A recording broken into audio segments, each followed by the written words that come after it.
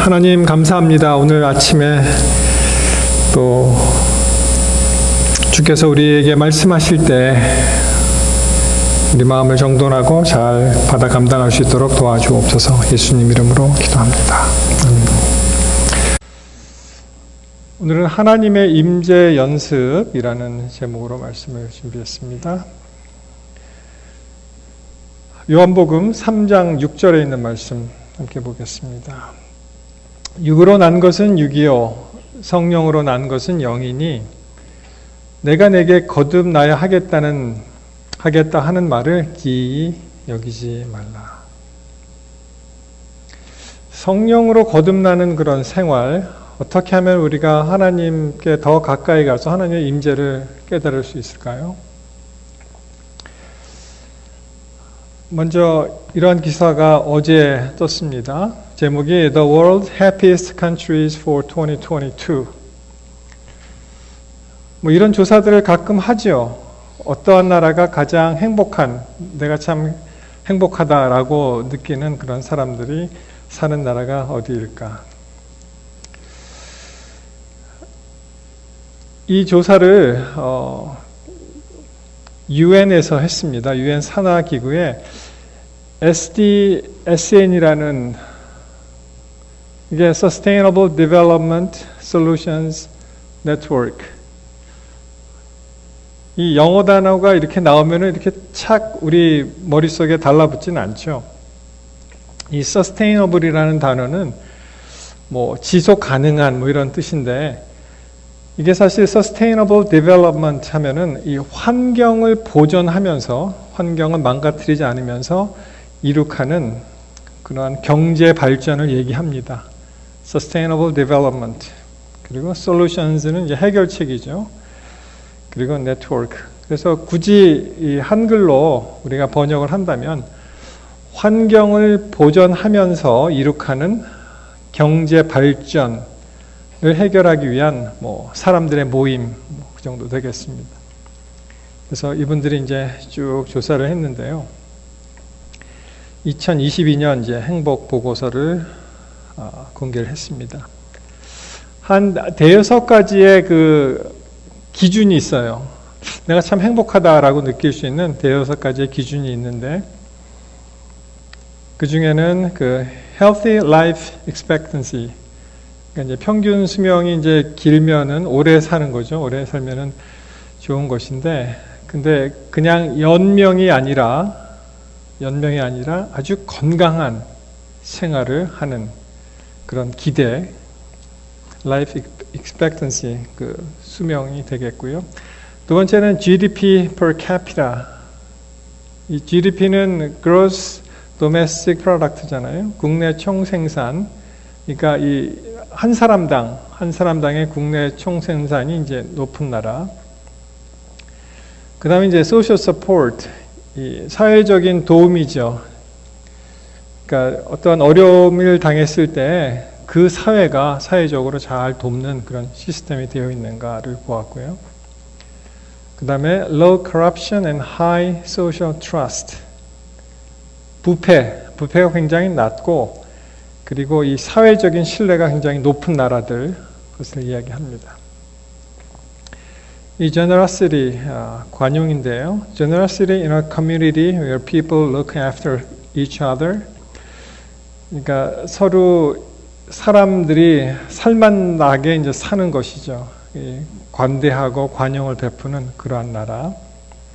그 다음에 이제 중요한 것이 freedom입니다.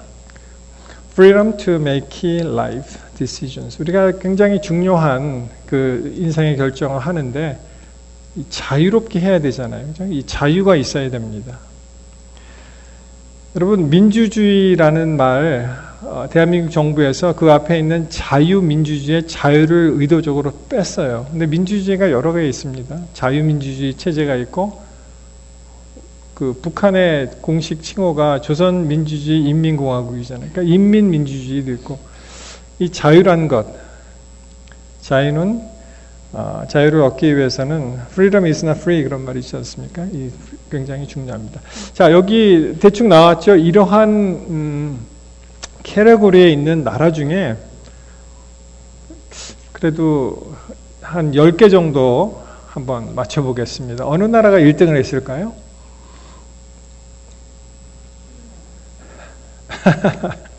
정답을 알고 계시는 분, 여기 보시면은 이제 Nordic countries 그 오로라 같은 게 있죠.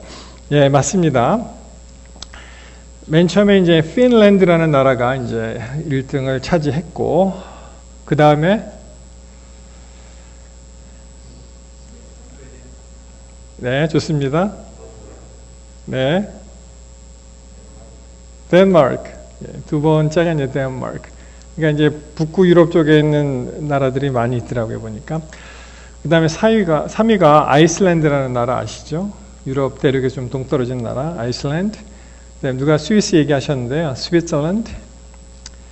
그 다음에 네덜란드, 룩셈부르크, 스웨덴. 거의 북쪽에 있는 대부분 나라가 다 이제 여기 유럽에 속해 있죠. 그 다음에 노르웨이, 스칸디네이비안 컨트리가 다 여기 들어가더라고요. 놀랍게도 9위는 유럽이 아니었습니다. 어느 나라 같습니까? 이스라엘이라는 나라가 이제 9위를 차지했어요. 이스라엘은 사실 알려지기로 굉장히 정국이 불안하고 테러가 있고 그런 나라인데도 이스라엘을 쳤고요. 그 다음에 또 10위 한 나라는 유럽 땅이 아닌 뉴질랜드라는 호주 옆에 있는 나라가 랭크가 되었습니다. 여러분, 미국은 한 어느 정도 차지했을까요? 20? 다운. 100? 16위를 했더라고요. United States, 16th. United States is followed by the United Kingdom. 17위가 이제 영국이고 20위가 이제 프랑스 이렇게 되어 있습니다. 우리 대한민국은 어느 정도 됐을까요? 이게 전부 146개 나라를 조사한 거예요. 좀 너무하신 것 같은데. 우리나라는 59 차지했고요. 일본보다 조금 나중이고요. 일본은 54, 그리고 중국이 72등가 있습니다. 그 사이에 이제 대한민국이 되어 있고, 이게 전쟁 나기 훨씬 전인데, 러시아가 80위를 했고요. 우크라이나가 98위를 했습니다. 그리고 이제 제일 마지막에 랭크 간 나라가 아프가니스탄이라는 나라였어요. Afghanistan is at the very bottom of the rankings in 2020 report. 되어 있습니다. 자, 이렇게 나라별로 이제 순위를 매긴 건데요. 사실 나라도 중요하지만 우리 개인 순위도 무척 중요합니다. 그렇죠? 같은 일을 이제 당하고서 나는 그래도 감사하다고 생각하는 사람이 있고, 또 다른 사람은 아무리 좋은 일을 맞이해도 그래도 나는 불행하고 또 낙심하고 또 비관하는 그런 사람들이 있습니다. 여러분, 우리는 어떻게 하면은 정말 행복할까요? 어떻게 하면? 우리는 이제 신앙인들이잖아요. 어떻게 하면 행복할 수 있을까? 우리 신앙인이 가지고 있는 그러한 어떠한 merit, 좋은 그런 자질 중에 어떠한 요소가 나로 하여금 정말 행복하다, 이런 느낌을 가지고 수 있을까요? 뭐 여러 가지 요소가 있겠습니다만, 저는 우리가 하나님의 임재를 경험하면 우리가 세상이 줄 수 없는 그러한 만족감과 행복감, 그리고 아무것도 필요 없다고 생각합니다. 나의 삶이 하나님과 함께 한다는 그러한 자신감과 그리고 기쁨이 있다면 이 요소가 가장 중요한 것이 아닌가 그렇게 생각을 합니다. 여러분, 사실 아이들에게 가장 필요한 것은 무엇일까요? 아이들에게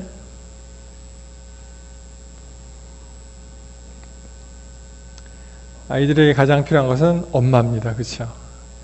엄마가 있으면 그냥 전에 한번 비디오 클립을 본 적이 있는데, 엄마랑 아이가 이제 누워 있는데 아이가 엄마 쪽으로 이렇게 고개를 돌리면서 smile, 방긋 웃더라고요. 뭐 그것보다 더 좋은 일은 없죠, 아이들한테. 마찬가지로 우리가 처해 있는 환경이 어떨지라도 상관없이 내가 오늘 하나님과 동행한다, 그러한 느낌을 가지고 있다면 우리는 이 세상에서 아마 가장 행복한 사람이 될 수가 있습니다.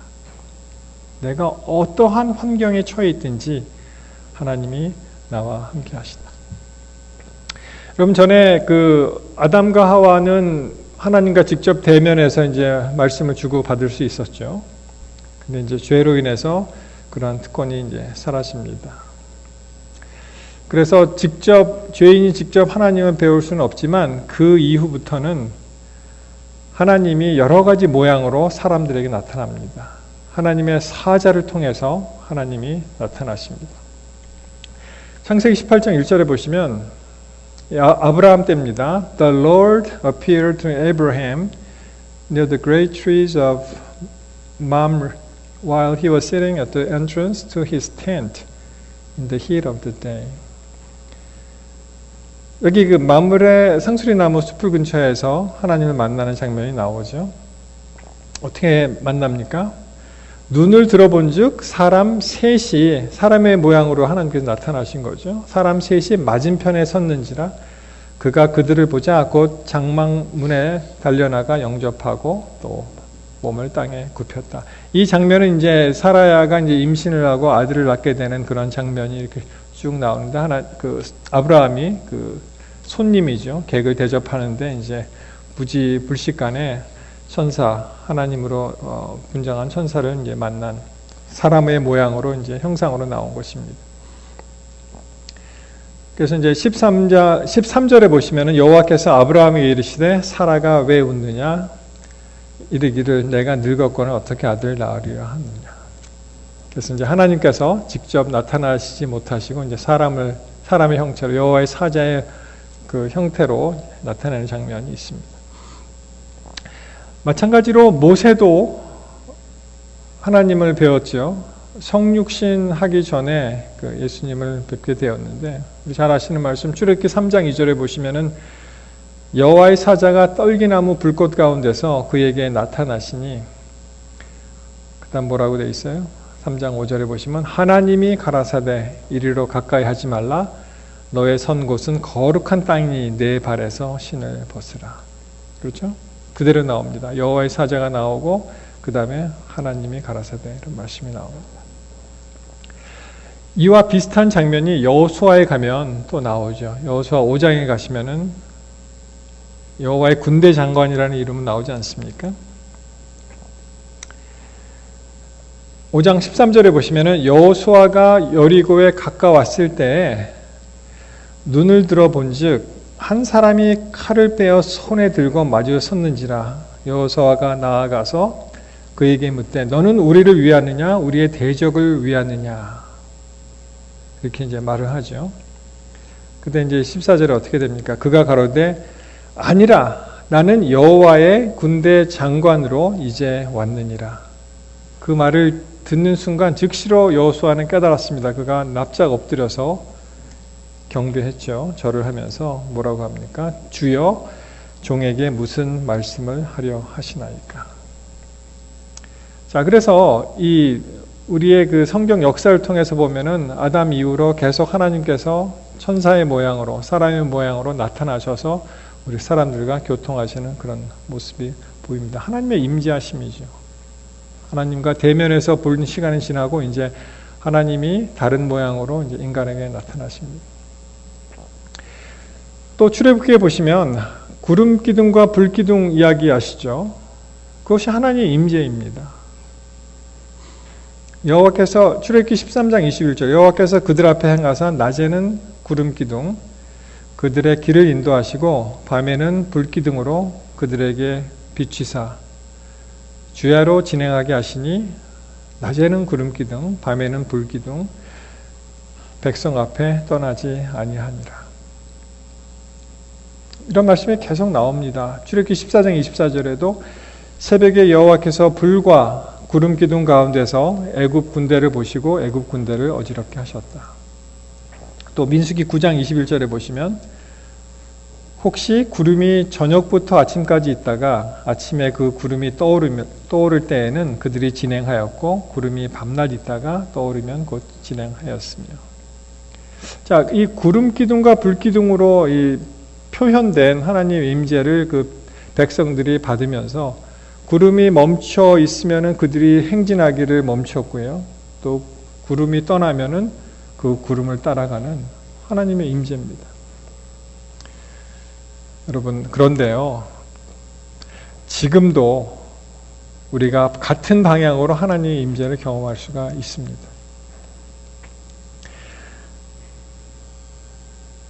여러분, 우리가 햇빛이 필요할 때 하나님께서 해를 주시죠.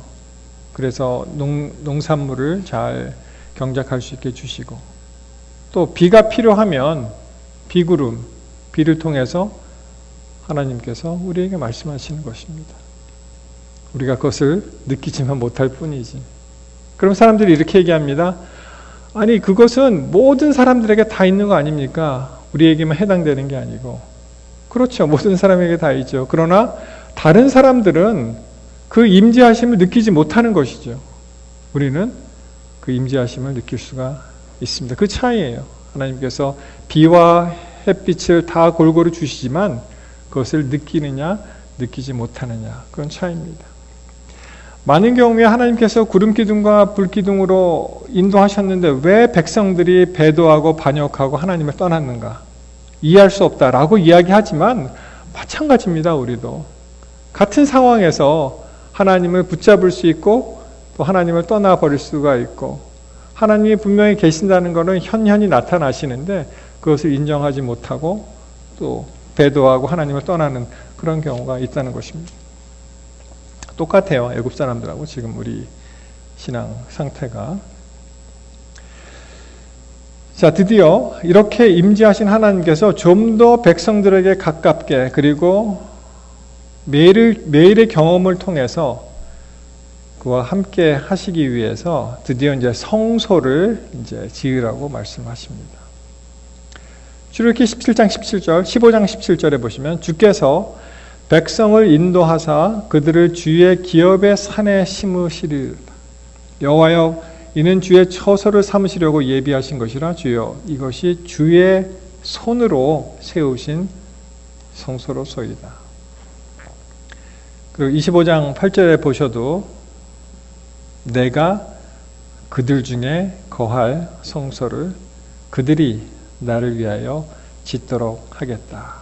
영어 표현을 보시면 I will dwell, 거주한다는 것이죠. 거기 거하시겠다는 것입니다. I will dwell among them. 그렇게 말씀하시면서 하나님께서는 온 우주 만물을 주관하시는 그런 분이 굳이 백성들에게 가까이 오셔서 그들과 함께 거할 성소를 지으라고 말씀하시고 그분의 임재를 경험할 수 있도록 그렇게 인도하셨습니다. 여러분, 이렇게 하나님이 직접 말씀하시고 사자를 통해서 말씀하시고 구름 기둥과 불 기둥을 통해서 우리를 인도하시고 그리고 성소를 통해서 말씀하신 하나님께서 드디어 신약에 와서는 그 하나님이 사람이 되셔서 임마누엘, 우리와 함께 거하시게 되었잖아요. 옛날 이스라엘 백성들이 이 만나를 먹었죠. 만나를 먹었는데 이제 그 만나가 아니라 그 만나 먹은 사람은 다 먹고 죽었습니다. 여태까지 사는 사람이 없잖아요. 아무리 그 만나를 줘도. 요한복음 6장 31절에 보시면 기록된 바 하늘에서 저희에게 떡을 주어 먹게 하였다 함과 같이 우리 조상들은 광야에서 만나를 먹었나이다. 말씀하시면서 32절에 계속 보시면 예수께서 이르시되 내가 진실로 진실로 너희에게 이르노니 하늘에서 내린 떡은 모세가 준 것이 아니라 오직 내 아버지가 하늘에서 내린 참 떡을 너희에게 주시나니 하나님의 떡은 하늘에서 내려 세상에게 생명으로 주는 것이라. 저희가 가로되 주여 이 떡을 항상 우리에게 주소서. 여호와께서 가라사대 내가 곧 생명의 떡이니 I'm the bread of life. 그렇죠? 내게 오는 자는 결코 줄이지 아니할 터이요. He who comes to me will never go hungry and who believes in me will never be thirsty. 그래서 어떻게 됩니까? 내가 가라사대 내가 곧 생명의 떡이니 내게 오는 자는 결코 줄이지 아니할 터이요 나를 믿는 자는 영원히 목마르지 아니한다고 말씀하셨습니다. 자, 패턴이 하나님과 직접 교제하고 또 대면했던 그런 시절이 이제 지나서 하나님이 인간들에게 나타나시는 다른 모양 나타나시다가 또 다른 구름 기둥과 불 기둥의 그러한 형상으로 또 임재함을 경험하다가 그리고 어떻게 됩니까? 결국은 성소라는 제도를 통해서 계속 하나님을 만날 수 있게 하다가 신약에 와서는 예수 그리스도가 와서 이제 생명의 떡으로 임하신 것을 우리가 알 수 있습니다. 그래서 마태복음 26장 26절, 26절, 28절에 보시면 그 아까 얘기했던 그 만나, 광야 시대에 먹던 그 만나가 아니라 예수님 자체가, 예수님 그분이 스스로 생명의 떡이 되셔서 우리에게 오신 것입니다. 저희가 먹을 때 예수께서 떡을 가지사 축복하고 떼어 제자들을 주시며 가라사대 받아 먹어라. 이것이 내 몸이니라 하시고 또 잔을 가지고 살해하시고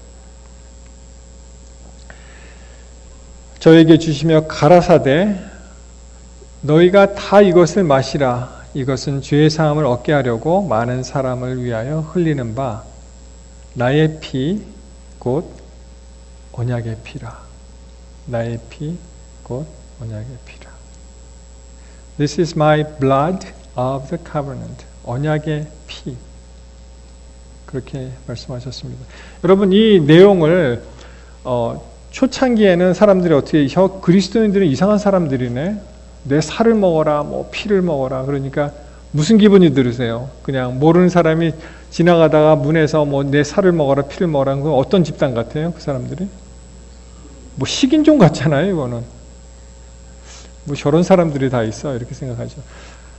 상징적으로 이제는 예수님께서 이것이 나의 피, 이것이 나의 살이라고 말씀하시면서 우리 보고 먹으라고 하시잖아요. 이제 완전히 예수님이 우리 안에 거하시는 하나님의 임재를 그렇게 이제 표현을 하시는 것입니다. 그래서 여러분이 어디를 가시든 예수님과 이제 함께 가는 것이죠. 예수님께서 말씀하셨잖아요. 이것이 내 살이요 내 피니 이것을 먹으라 이렇게 생명의 떡. 그래서 만나를 먹으면서 이스라엘 백성들이 광야를 지나서 그들이 다 죽었지만 이제는 어떻게 됩니까? 예수 그리스도를 받아들임으로 더 이상 죽지 않고 영원히 살 수 있는 그러한 길을 만드셨습니다. 여러분 아마 이 이야기 많이 들으셨을 겁니다. 끝나지 않은 사랑의 기적 장기려 박사, 세상을 감동시킨 바보 의사 이야기. 뭐 책도 많이 나와 있고요. 그분에 관한 다큐멘터리도 많이 나와 있고 한 번쯤은 아마 다 들어보셨을 것입니다. 이분 이야기 뭐 시간이 없으니까 간단하게 말씀을 드리면은 의사죠. 의사인데 평양에서 이제 외과 의사입니다. 유명한 외과 의사인데 여기 뒷줄에 오른쪽에 있는 그 분이 장기려 의사고 아마 가족 사진 같아요. 그 바로 밑에 아기를 안고 있는 부인이 장기려 박사의 부인입니다. 김봉숙이라는 분이고요. 그리고 사진에서 맨 왼쪽에 있는 그 어린아이가 이분이 6남배를 두셨는데 유일하게 둘째 장가영이라는 그 아이만을 데리고 월남을 하게 됩니다. 평양 그 어느 병원에서 국군을 치료하다가 그 병원에 이제 폭탄이 떨어져요. 그래서 이제 황급하게 앰뷸런스를 타고 이제 피난길에 오르게 되었는데 그 아들, 둘째 아들만 데리고 그리고 내가 다시 곧 돌아오리라 라고 생각했는데 그게 지금 뭐 아직도 통일이 안 됐으니까요. 40년이 넘어가서 그냥 그 아들 키우면서 혼자 살았는데, 이 의사가 얼마나 슈바이처 같이 그러한 선한 성품을 가졌냐 하면은, 영양실조로 온, 이제 부산에서 그 무슨 병원에서, 보건병원이 가는 병원에서 이제 있었는데요. 거기서 이제 치료를 하면서 영양실조에 걸린 환자의 처방전이 뭔지 아세요? 이 사람에게 이제 처방전 받으면 이제 원무과에 가서 돈을 내고 약을 받아야 되잖아요. 처방전 자체가 어떻게 돼 있냐면, 이 사람에게는 닭 2마리를 줄 돈이 필요하다. 그게 처방전이에요. 돈을 받는 게 아니고 돈을 주라는 거예요. 그래서 사 먹고 건강을 되찾으라. 사람들이 가난해서 참 예전에 힘들지 않았습니까? 또 의료비가 비싸고. 그럼 진료를 받고 집에 갈 때 돈이 없는 사람들에게는 이분은 이 뒷문을 열어줘요. 그리 가라고. 정식으로 갈 수는 없잖아요. 돈을 안 내고는 못 가니까. 그러니까 아예 작정하고 뒷문을 열어줍니다. 그쪽으로 이제 가라고. 자, 그리고 이제 1990년쯤 되어서 한 40년이 흐른 그때, 1950년 12월에 이제 헤어졌거든요. 가족하고. 그때 이산가족 상봉, 그러한 일이 이제 생깁니다. 그래서 정부가, 참 유명한 사람이니까 정부가 나서서 이 사람을 먼저 이제 말하자면 이제 특혜를 주는 거죠. 북한의 아내가 지금 있고 당신도 만나야 되니까 제일 먼저 가서 보라 했을 때 이 사람이 거절합니다. 왜 나에게만 특혜를 주느냐? 이거는 합당하지 않다. 그리고 아내를 안 만나요. 아내도 40년 동안 수절하고 이분도 이제 혼자 살고 있었는데 안 만나는 것입니다. 그리고 이제 몇 차례 만날 기회가 있었는데 그때 또 남북 관계가 경색되는 바람에 못 만났어요. 그리고 이분은 95년에 이제 세상을 떠나게 됩니다. 아내는 아마 한 10년 더 산 것 같더라고요. 한 2004년쯤 이제 돌아가신 것 같은데. 이제 편지를 교환하게 되었는데 이 아내가 쓴 편지가 이렇게 시작을 한다 그래요.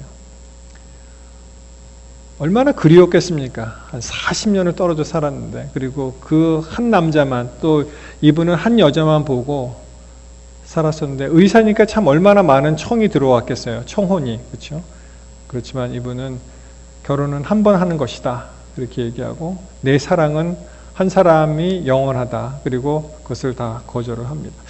그 부인이 뭐라고 쓰냐 하면은, 나는 당신을 매일 밤 기도로 만납니다. 이렇게 쓰는 거예요. 나는 당신을 매일 밤 기도로 만납니다. 그리고 가족에 큰 일이 있을 때마다, 그때마다 대화하는 거예요. 그냥, 글쎄요, 영혼의 대화라고 표현하면 될까요? 큰아이가 이제 장가가게 되었으나 그러면, 여보, 누가 이제, 우리 집에 큰애가 이제 내일이면 결혼을 하게 됩니다. 이렇게 이제 영혼을 대화를 하는 거죠. 그래서 계속 몸은 떨어져 있지만, 그래도 영적인 연결, 그러니까 영혼이 연결이 되어서, 그래서 계속 그런 참 아름다운 그런 이야기가 아닐 수 없습니다. 그래서 그 둘째 아들은 아버지가 돌아가신 이후인지 하여튼 그 전인지 어머니를 만납니다. 어머니를 만나서 또 상봉을 했는데 그 부부는 못 만났죠. 그리고 이제 통일도 안 됐고 이제 세상을 떠나게 되었는데, 이 사진은 그 젊었을 때 그 모습이 약간 보이죠. 이 사진을 가지고 가니까 북한에 있는 그 손녀딸이 컴퓨터 그래픽으로 해서 두 사진을 이제 합성을 한 거예요. 두 분이 만나지는 못했지만 그래도 나란히 있는 사진을 이렇게 만든 것입니다.